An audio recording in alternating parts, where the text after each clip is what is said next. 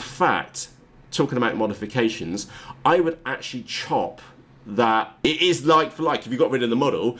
The only reason why you would put extra fins on the tail of a model is that if it could look as beautiful as that. And actually it was just a bit pants overall. Face that only a mother could love. Howdy, it's Matt, and I'm trying to keep a straight face because I think I've discovered one of the most ugliest planes that have been ever designed, and that's saying something compared to, say, the Finwing Penguin, and there's been some really ugly ones. Anyway, let's cut to the chase. Eachine Airloader. Let's just take a look at this face that only a mother could love, and that's the photo which I'm looking for. Really,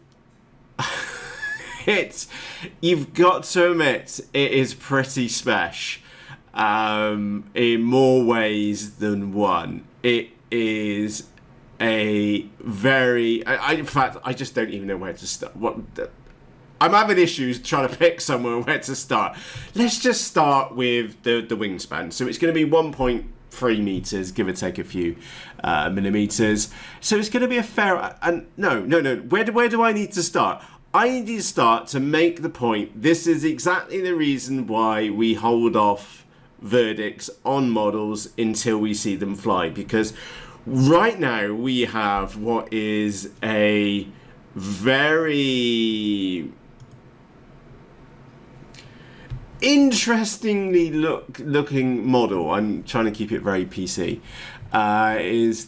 Or family friendly, should I say? It is very peculiar looking. It's not something which any of us have been and seen or experienced before, and it really does stand out for a couple of things. However, the point which I'm trying to make, no matter how ugly you could say this model looks, it's one of those where we just need to hold off and see what on earth it flies like, because I have no idea and you probably have no idea.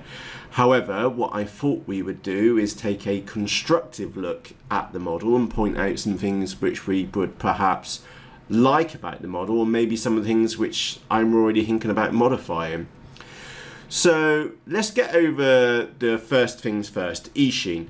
Eachine is an in-house brand of Banggood. So when you look up Eachine on Banggood, you'll see that they do most RC things, and they must come from a variety of sources, and they do rebrand existing good models and put their own take on it. It's not just like they stick an Eachine logo on it and off they go.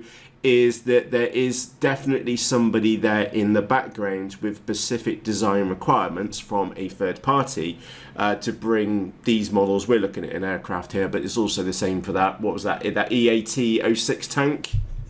That one, that's actually a remake of the SG-1203 or 1206 tank, and they'd obviously changed the colour of the plastic, done a theme on it and things like that. So there is some, the point which I'm trying to make is that while sometimes these things can be classed as or be seen or portrayed as being copies, actually they most likely came from exactly the same factory as other brands. Now I don't know for a fact, but it would be fair to assume, looking at this model and some of the design traits which it has, specifically the low nose, the wing guards along the leading edges of the wings, and the same for the vertical stabilizer, and then its general look stroke feel, I would feel very comfortable betting a large amount of cash that this came from one of the designers who make models for Sonic Model or Zo HD. I would not be surprised, and I don't think you would be surprised either, that it came from one of their design team and out of their factory, just because it exhibits too many things which we have seen in Zo HD over the last couple of years. Okay, So let's keep this constructive. It's a 1.2 meter wingspan model. I did notice also further down in the description, let's get straight down in here, there is, where is it? Just there, battery not included. See, they're already suggesting using Lion packs as well. So 4S 18650, 4S 2P, 4EP and 4P in there as well. So they are expecting us as pilots to load it up. And even free motors as well. Now, the thing is that I don't think in reality that we would actually use free motors. And I'll get to some modifications in a moment. One thing which I do like, if we put all of its curious looks to one side for a moment and then just focused upon the two major things actually, is number one, the flight controller stand. And if we scroll back up, we'll see this lid comes up. And actually, that's one thing which I don't like. It screws the wrong way. I always feel that boxes or lids should always come up that way. So when the wind's coming that way, they're always being pushed down. And they've actually got this the wrong way round, in my humble opinion. Or that actually might be the whole motor mount. That's why they're using a screw to hold it down. And they've got it the right way around on the front. So that aside, it looks like they have this bay at the top specifically designed for a flight controller, which is pretty close to the CG line, although the likes of iNav, Vector, etc. all work perfectly fine, even if they're in the nose or the rear end of an aircraft. It's more of the roll axis where it's more of an issue. So we definitely have some consideration for flight controllers, which is fantastic to see. And also we got some holes in there, which looks like for routing our wires down and through as well. But we have this absolutely humongous battery bay, so they are expecting us to load it up with a lot of battery, because if you look how far that comes back on the, if we assume the center of gravity is on the main spar, that is a huge battery bay area in there. And I'm just focusing on positives a moment. There is again some effort put into place here around the airspeed sensor module on the top. Now, I know many of you, including myself, I don't run the airspeed sensor on most of my models, but it's nice that that's actually included rather than a half-assed attempt at a 3D printed version. And it is the perfect place. It is right up out of the way, and on the nose would be the perfect position because it's in clean air, which is exactly where you would want the airspeed sensor. So somebody who put this together had a rough idea of what they're doing, is what I'm trying to say. And of course we got the century-old compromise over camera modules in the front. Now there is a curiosity which I've just been and noticed, which is, look, oh my goodness me, I have just realized who's designed this. Look at the front on there. That wire mesh on the front of the model, is that not exactly the same thing as what we saw with the LTE Rambler? So maybe this is the designer who left ZoHD? Maybe that's where the links come from. I've only just twigged that. That's the wire mesh, which I've never seen on another model ever before. And I've just realised, and I think you've just clicked as well, that's the wire mesh which is on the front of the LTE Rambler. I know, but I do have the LTE Rambler here. And if we look, there's that mesh. If I turn it round and we look in the nose, there's that mesh. I have never seen that used on another model before. So maybe we have just discovered who designed it. That chap who left. Could be. I don't know, I'm just taking a guess here, but that would kind of make sense. And that would also make sense because that is exactly where we've seen those pictures before, because we saw those photos, that layout, on the LTE Rambler page, which I'll probably cut to it so you can see it is like for like. If you got rid of the model and where it says Eachine, they did exactly the same that and gave out suggestions on 18650. So yeah, there you go. Right, okay, so now just by talking this out, we're learning a little bit more about the model and perhaps where it came from and perhaps some of the thinking behind it. They are showing photos on here of having 3 motors, which is obviously not going to happen. I've put 3 motors on a Mini Talon before, 2 on the wings, 1 on the rear, and it was absolutely mental. However, from an efficiency point of view, absolutely crazy. I would not be tempted to use this model as a pusher, and I'll show you why I would not be tempted. There's the perfect image. Is because you can't swing a big enough propeller at the back, and the reason why that would be an issue is because then you end up having to use tri-blades like they're having to use. Is because you lose efficiency. So what I would probably do in this case of this model is just get rid of the motor at the back. In fact, talking about modifications, I would actually chop that pusher section at the back completely off just to get rid of it.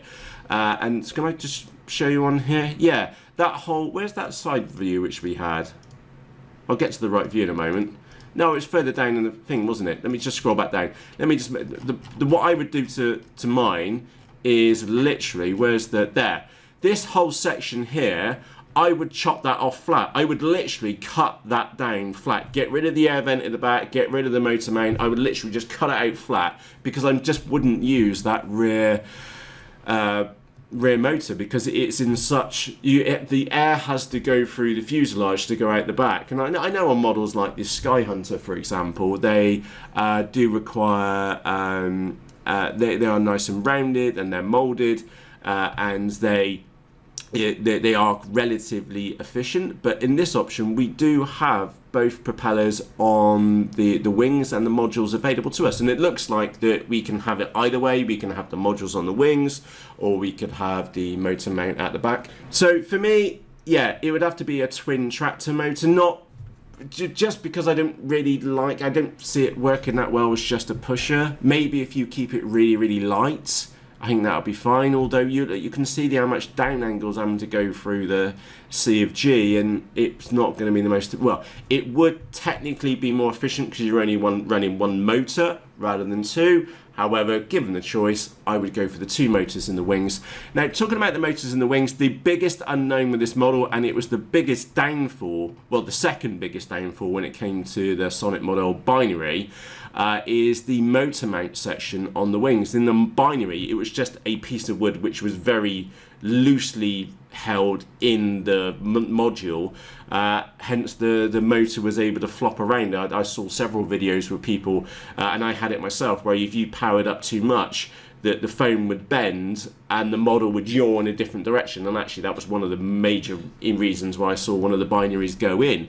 It was glaringly obvious, too much throttle, and it just pulled over, and then it stalled. It just didn't stand a chance. So hopefully the designer of this one's maybe been and learnt from that one. We have some really good motor mounting in there, because again, if we're setting this one up as a dual tractor model, is that it's always pulling on those 2 points. So yeah, very, very curious. I don't like the squareness around the motor mounts, and the reason why I don't like the squareness around the motor mounts is purely from an aerodynamic point of view. I would be, again, talking of modifications, I would be very, very tempted to cut the corners off there, because it's basically you've got something circular going around at the top of it, you're trying to put a round air into a square peg, or a round bolt into a square hole, it just doesn't fit. So I would be really tempted to cut the edges off of those modules, assuming that it doesn't affect the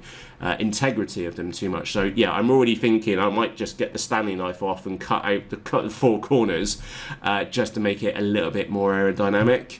I do like the up nose on the front. That if we look just there, we can see the ridge of the nose coming up, so it's not going to be a complete pooper scooper, a problem which is an issue with, let's mention a few models, Dart 250, sorry, not Dart 250, Dart XL, both versions, and even the Durafly, you know the one which I mean, he's got a great big poop scoop underneath, and I'll remember that in a moment. Not Excalibur. No, the Excalibur also has got a poop scoop on it as well, and that does also pick up poo. I'll remember it in a moment. The other Durafly one, with the clip wings. EFX Racer, there you go. Or EFX Extra, should I say. So yeah, getting back to this model, absolutely butt ugly. There's no two words about it. And why would you put extra fins on the back of the tail? Why would you do that? They had, right. The only reason why you would put extra fins on the tail of a model is that if it's extremely short fused, and what I mean by that is that the distance from the center of gravity to the vertical stabilizers is too small, and then you lose authority in the yaw directions, and they've had to add extra vertical fins to try and give the model some extra yaw stability, and the reason why they've perhaps had to do that is because actually when I'm looking at this, it might be that's probably the reason. I need to get a side-on view. Yeah, I reckon that the carbon or whatever square rod they're using isn't long enough, and that's why they've had to add the extra 2 fins in the vertical stabilizer in the tail, because they don't have, for whatever reason, long enough carbon tube, and they've had to overcompensate it with that. That makes actually complete sense, although that is a complete nightmare. They're just going to be really fragile. I don't see those 3 fins or those 2 outer fins lasting more than maybe 1 or 2 flights with me, because they'll just get knocked off in the car. They really will do. And you can also see that there's extra consideration put here to the center of the elevator as well, almost pointing out that perhaps the standard elevator surface, the width on it is not enough, or maybe it's just an extra design feature. But saying that's the reason why we've got 2 extra fins in the back, is because that boom is not long enough, and that's why they've had to put extra yaw stability in there, because otherwise they'd end up with a massive fin at the back. So yeah, maybe another modification, just looking at this as is that it needs a longer boom. It genuinely does need a longer boom. Of course, that would give you some benefits. It means the CG is harder to hit, so you can put more battery in the front of it. That is a positive. So, yeah, no, it doesn't look like it's... Actually, there it looks like it's long enough, but when we're looking at it in the other photos, it doesn't look like the tail's out far enough. Going to be a very, very peculiar model, and you'll notice I'm being very hesitant here, because I have had my fingers burned. I have learned now that we don't judge a model by how good or ugly it looks, because I had recently bought a model which looked like it was going to be absolutely mental in the sky, and it actually turned out to be nah. And that was the Hobby King Goblin, that yellow thing which I bought, which you'll probably see up there on the shelf. Real disappointment. But it, on face value, it looked like it was going to be amazing. All the videos which I saw on it looked like it was going to be bonkers, and actually it was just a bit pants overall. And yeah, so that's a recent example. You just never know until you get something here which on face value it looks amazing, or could look as beautiful as that.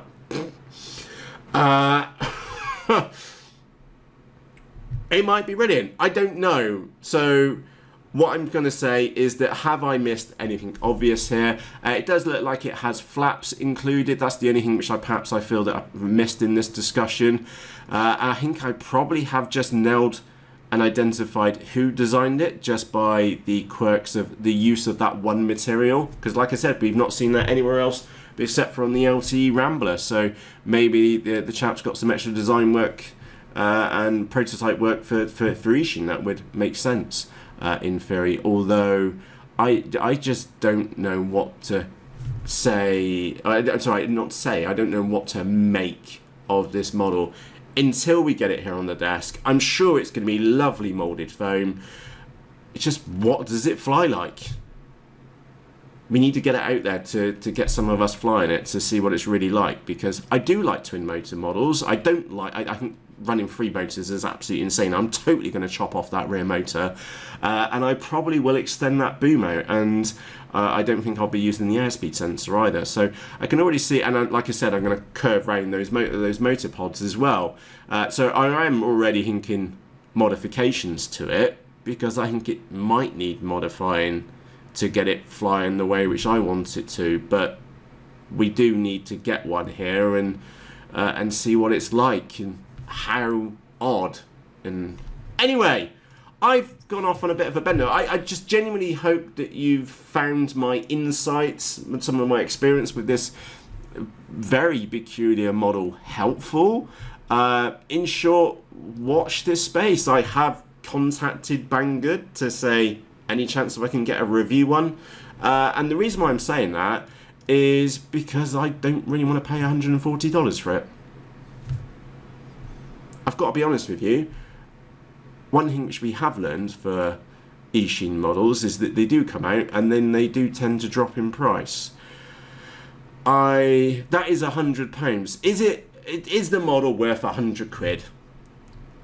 Probably, if we knew what it flew like. Right now, I'm not tempted to chuck £100 of my own money down on the table. So this one really is in the hands of Banggood when whether they send one over, because I don't. And by the way, I don't want the plug and play version. I just want the kit version because I've got the components here to go in it. So it's up to them whether we see it or not. And I'm frankly not fussed either way. But just be wary. This is one of those instances where we need to hold off some verdicts until we see it flying, and maybe see some modifications, which I will repeat, rounding off the motor mounts on there, chopping off the rear motor and extending that rear boom, because I think I look at now, the more I look at this, it reeks like they're not just a design aspect, they are needed for your stability, because that rear boom is just not long enough. So I wonder if we cut them off, we would see the model just yawing in the sky, or adverse yaw might be a serious concern for this one as well, because and that's where you turn, but the rest of that's where you go to turn left and the model just like does that and turns around right and then slowly goes round. Horrible to fly. Although with the size of those ailerons it should be alright, and that rudder looks rather underwhelming as well. Don't know. Watch this space. I'll put a link to it in the video description. You can go and interrogate it yourself, and let me know what you think of this Eachine air loader. I'm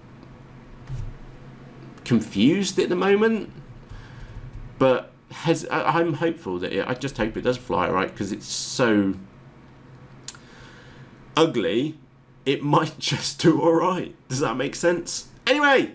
If you're new here, howdy, I'm Matt, this is the Eachine Airloader, whatever. Don't forget to press the red subscribe button and press the bell notification, so when the next video out, it could be this one, is here. Scroll on a couple of weeks when it comes out. I don't know. Genuinely don't know. And I'm going to say this again, what do you make of it? Do you think I'm being as fair as I can be to it? Because we just don't know right now. We just need to see it out flying. Anyway, time for me to go. Thank you very much for taking the time to join me here at the workbench, and I'll catch you again shortly. Cheerios!